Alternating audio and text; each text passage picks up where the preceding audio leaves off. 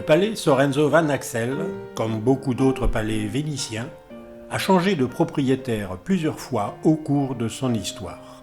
À partir d'un ancien palais Gradenigo, Niccolò Sorenzo fit édifier l'actuel palais à la fin du XVe siècle. Ce fut en 1652 qu'il fut racheté par une riche famille de négociants en textile des Flandres, les Van Axel. Il changea encore plusieurs fois de main jusqu'au début du XXIe siècle.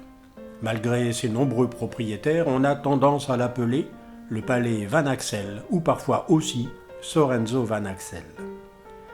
C'est un palais qui possède une curieuse architecture. Il est néanmoins de style gothique vénitien, mêlant les patères byzantines et les arches gothiques.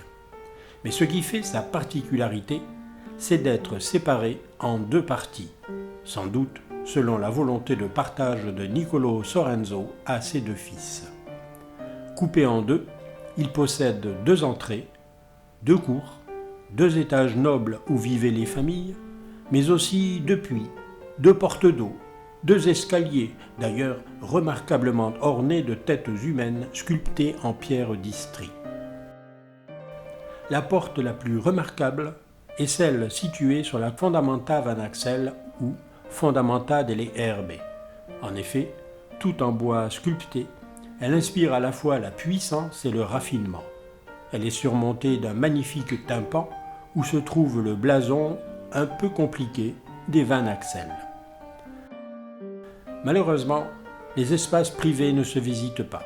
D'ailleurs, une partie des œuvres qu'ils contenaient ont été démontées et exportées, au musée d'art de Philadelphie notamment, d'où provient notre photo.